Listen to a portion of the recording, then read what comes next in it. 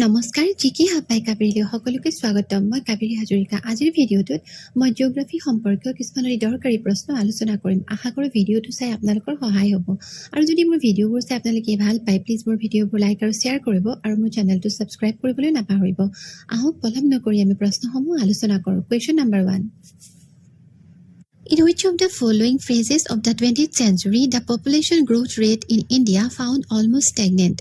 তলতীয়া বিংশ শতিকাৰ কোনটো সময়ত ভাৰতৰ জনসংখ্যাৰ বৃদ্ধি আটাইতকৈ বেছি ষ্টেগনেণ্ট অৰ্থাৎ অচল বা গতিশূন্য আছিল অপশ্যনবোৰ হৈছে option A 1901 to 1921 option B 1921 to 1951 option C 1951 to 1981 option D 1981 to 2011 আৰু শুদ্ধ উত্তৰটো হৈছে অপশ্যন এ 1901 to 1921 এই 1901 পৰা 1921 চনৰ ভিতৰৰ যি সময়ছোৱা এই সময়ছোৱাতে ভাৰতৰ জনসংখ্যা বৃদ্ধিৰ যেটো গাঁথনি এটো স্থিৰ বা অচল হৈ পৰিছিল This period is known as the period of stagnant or stationary growth in India's population এই সময়ছোৱাক ভাৰতৰ জনসংখ্যা বৃদ্ধিৰ ক্ষেত্ৰত এটা stagnant period বা অচল অৰ্থাৎ স্থবিৰ বা গতিশূন্য পিৰিয়ড সময় বুলি কোৱা হয় This is because of the high mortality rates due to frequent famine epidemics and lack of medical facilities আৰু এই সময়ছোৱাতে ভাৰতৰ জনসংখ্যাৰ বৃদ্ধিৰ গাঁথনিটো স্থবিৰ হৈ যোৱাৰ কাৰণবোৰ হৈছে যে হাই মৰ্টেলিটি ৰেটস মানুহৰ মানে মৃত্যুৰ যেটো হাৰ হেতু বৃদ্ধি হৈ গৈছিল আৰু সেই মৃত্যুৰ হাৰ বৃদ্ধি হোৱাৰ কাৰণবোৰ হৈছে ফেমাইন দুৰ্ভিক্ষ এপিডেমিক্স মহামাৰী and lake of medical facilities আৰু চিকিৎসা সম্পৰ্কীয় যিবোৰ সুবিধা এই সুবিধাৰ অভাৱৰ কাৰণে এই সময়ছোৱাতে মানুহৰ মৃত্যুৰ হাৰ বাঢ়ি গৈছিল জন্মৰ হাৰ কমি গৈছিল আৰু অৰ্থাৎ ৰৈ গৈছিল next question Which of the following linguistic groups or people found highest in India? তলত দিয়া কোনটো ভাষা গোষ্ঠীৰ লোক ভাৰতত আটাইতকৈ বেছি দেখা যায় তলত কেইটামান ভাষা গোষ্ঠীৰ নাম দিয়া হৈছে আৰু প্ৰশ্নটো হৈছে যে এই ভাষা গোষ্ঠী কেইটাৰ ভিতৰত কোনটো ভাষা গোষ্ঠীৰ লোক মানে ভাৰতত বেছি পৰিমাণে দেখিবলৈ পোৱা যায় অপশ্যনবোৰ হৈছে option A the Dravidian option B the Austric option C the Indo Aryan option D the Sino Tibetan আৰু শুদ্ধ উত্তৰটো হৈছে option C the Indo Aryan অৰ্থাৎ ভাৰতীয় যেটো আৰ্যমূলীয় ভাষা গোষ্ঠীৰ লোক সেই ভাষা গোষ্ঠীৰ লোকসকলৰ কথা কোৱা হৈছে Indo-Aryan is the largest language group in India and around 74% people speak these languages. ভাৰতত এই ইণ্ডো আৰিয়ান অৰ্থাৎ ভাৰতীয় আৰ্যমূলীয় ভাষা গোষ্ঠীৰ লোক বেছিকৈ দেখিবলৈ পোৱা যায় আৰু প্ৰায় গোটেই যিবোৰ মানে ভাষাৰ মানুহ আছে তেওঁলোকৰ ভিতৰত 74% এই ভাষা গোষ্ঠীৰ অন্তৰ্গত This group is divided into 3 parts আৰু এই ভাৰতীয় আৰ্যমূলীয় লোকসকলক তিনিটা ভাগত ভাগ কৰা হৈছে Old Indo-Aryan group, Middle Indo-Aryan group and Modern Indo-Aryan group. Next question. Which of the following correctly matches the entry point with the range of Kaziranga National Park? তলত দিয়া কোনটো কাজিৰঙা ৰাষ্ট্ৰীয় উদ্যানৰ শুদ্ধ প্ৰৱেশদ্বাৰ তলত কেইটামান কাজিৰঙা ৰাষ্ট্ৰীয় উদ্যানৰ এন্ট্ৰি পইণ্টৰ নাম দিয়া হৈছে আৰু কোনটো এন্ট্ৰি পইণ্ট কোনটো এৰিয়াত পৰে ইষ্ট ওয়েষ্ট বা নৰ্থ বা চেন্ট্ৰেল কোনটো পইণ্টত পৰে এইকেইটা খেলিমেলিকে দিয়া আছে আৰু তাৰ ভিতৰত যিকোনো এটা শুদ্ধকে দিয়া আছে আৰু সেই শুদ্ধ উত্তৰটো বাছিব লাগে option A Kohora western range Bagori central range option C Agoratoli eastern range option D Ghorakati northern range আৰু শুদ্ধ উত্তৰটো হৈছে option C Agoratoli eastern range Bagori range এটো হৈছে ৱেষ্টাৰ্ণ ৰেঞ্জ কহৰা ৰেঞ্জটো হৈছে চেন্ট্ৰেল ৰেঞ্জ অগৰাতলি হৈছে ইষ্টাৰ্ণ ৰেঞ্জ আৰু ঘোঁৰাকাটি ৰেঞ্জটো হৈছে Burapahar range Kaziranga was declared a national park in 1974 কাজিৰঙাক ৰাষ্ট্ৰীয় উদ্যান হিচাপে 1974 চনত ঘোষণা কৰা হৈছিল ডিক্লেয়াৰ কৰা হৈছিল It was declared a UNESCO World Heritage Site in 1985 আৰু UNESCO World Heritage Site হিচাপে কাজিৰঙাক ডিক্লেয়াৰ কৰা হৈছে 1985 চনত It was declared a tiger reserve in 2006 আৰু 2006 চনত কাজিৰঙাক টাইগাৰ ৰিজাৰ্ভ হিচাপে ঘোষণা কৰা হৈছিল next question As per the 2011 census, which of the following states in India has the highest scheduled tribes population? 2021 বৰ্ষৰ লোকপিয়ল অনুসৰি তলত দিয়া ভাৰতৰ কোনখন ৰাজ্যত অনুসূচিত জনজাতিৰ জনসংখ্যা আটাইতকৈ বেছি অপশ্যনবোৰ হৈছে option A Mizoram option B Meghalaya option C Arunachal Pradesh option D Nagaland আৰু শুদ্ধ উত্তৰটো হৈছে option A Mizoram as per 2011 census Lakshadweep 94.8% has the highest scheduled tribe population. 2011 বৰ্ষৰ লোকপিয়ল অনুসৰি লক্ষ্য দ্বীপত অনুসূচিত জনজাতিৰ জনসংখ্যা আটাইতকৈ বেছি আৰু ইয়াৰ পাৰ্চেন্টেজটো হৈছে 94.8%. Mizoram 94.4% is in the second position আৰু মিজোৰাম দ্বিতীয় স্থান অধিকাৰ কৰিছে মিজোৰামে আৰু ইয়াত পাৰ্চেন্টেজটো হৈছে জনসংখ্যাৰ পাৰ্চেন্টেজটো হৈছে 94.4%. Nagaland has 86.5%. It is in the third position আৰু নাগালেণ্ডৰ এই শিডিউল ট্ৰাইবছৰ পপুলেশ্যনৰ ক্ষেত্ৰত তৃতীয় স্থান দখল কৰিছে আৰু ইয়াত শিডিউল ট্ৰাইবছৰ 86.5% অধিকাৰ কৰি আছে. Next question. Which of the following states ranks first in terms of the maximum number of agro-based industries?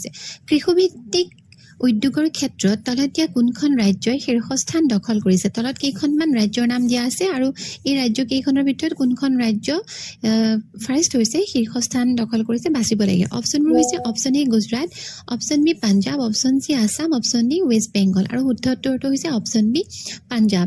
কৃষিভিত্তিক উদ্যোগৰ ক্ষেত্ৰত ভাৰতৰ পাঞ্জাব ৰাজ্যই শীৰ্ষস্থান দখল কৰিছে. The agro industries in Punjab include food products, beverages, cotton textile, wool as well as papers. আৰু পাঞ্জাবত যিবোৰ মানে কৃষিভিত্তিক উদ্যোগ আছে তাৰ ভিতৰতে ফুড প্ৰডাক্টছ আৰু খাদ্য সম্পৰ্কীয় বিভাৰেজেছ মানে যিবোৰ ছফ্ট ড্ৰিংক পানীয় কটন টেক্সটাইল কটনৰ লগত জড়িত যিবোৰ মিল উলেন টেক্সটাইল এইবোৰ লগতে এজ ৱেল এজ পেপাৰ মানে কাগজৰ লগতো জড়িত উদ্যোগ কিছুমান ইয়াত আছে. It ranks first in the production of wheat in the country আৰু দেশৰ ভিতৰতে পাঞ্জাবে ঘেঁহু উৎপাদনত প্ৰথম স্থান দখল কৰিছে. Next question. Which of the following national park is famous as the home of Big Five? তলত দিয়া কোনখন ৰাষ্ট্ৰীয় উদ্যানক হোম অফ বিগ ফাইভ বা পাঁচটা বৃহৎ জন্তুৰ গৃহভূমি বুলি জনা যায়? অপশ্যনবোৰ হৈছে option A Hemis national park, option B Gir national park, option C Kaziranga national park, option D Patalpani national park আৰু শুদ্ধ উত্তৰটো হৈছে option C Kaziranga national park.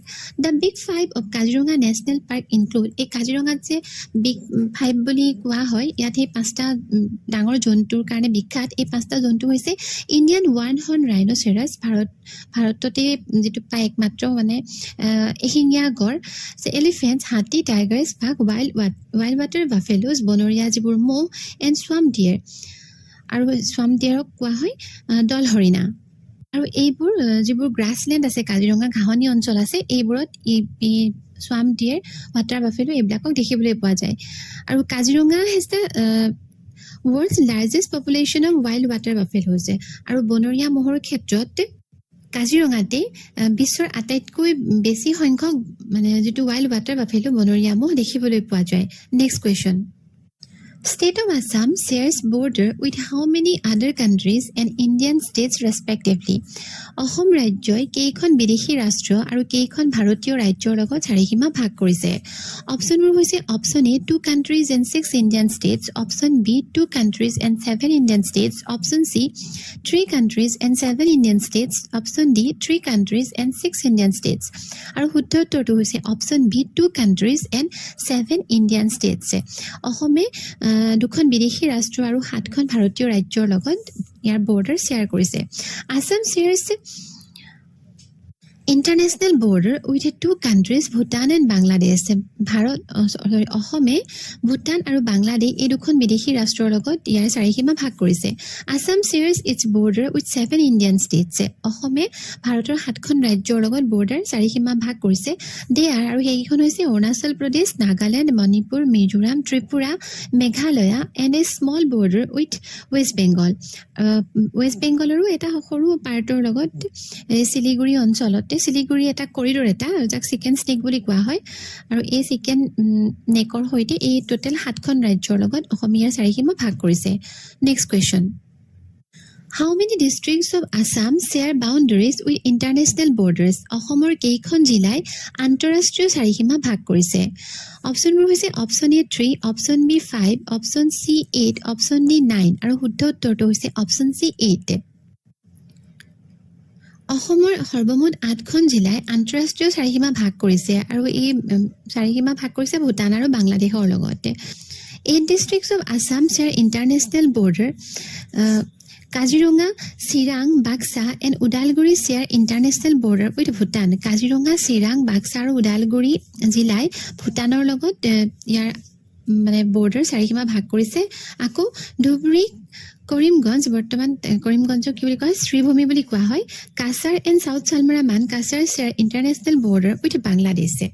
আৰু এইকেইখন জিলাই বাংলাদেশৰ লগত ইয়াৰ চাৰিসীমা ভাগ কৰিছে। Next question, Which of the following districts of Assam share the shortest international boundary? তলত দিয়া অসমৰ কোনখন জিলাই আটাইতকৈ ছুটি আন্তঃৰাষ্ট্ৰীয় চাৰিসীমা ভাগ কৰিছে? অপশ্যনবোৰ হৈছে option A Kokrajhar, option B Cachar, option C Udalguri, option D Baksa আৰু শুদ্ধ উত্তৰটো হৈছে option B Cachar. Cachar district of Assam shares the shortest international boundary with Bangladesh approximately 27.3 kilometre আছে।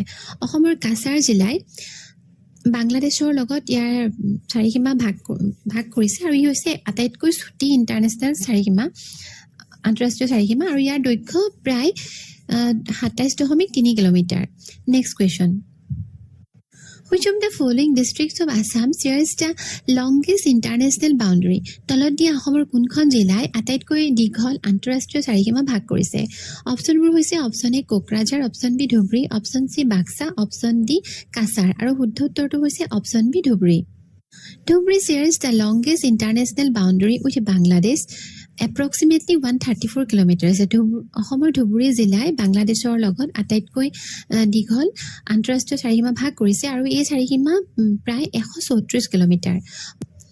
বন্ধুসকল, আজিৰ ভিডিঅ'টোত ইমানেই। আশা কৰোঁ ভিডিঅ'টো চাই আপোনালোকে ভাল পালে আৰু যদি মোৰ ভিডিঅ'বোৰ চাই আপোনালোকে ভাল পায় প্লিজ মোৰ ভিডিঅ'বোৰ লাইক আৰু শ্বেয়াৰ কৰিব আৰু মোৰ চেনেলটো ছাবস্ক্ৰাইব কৰিবলৈ নাপাহৰিব। ধন্যবাদ।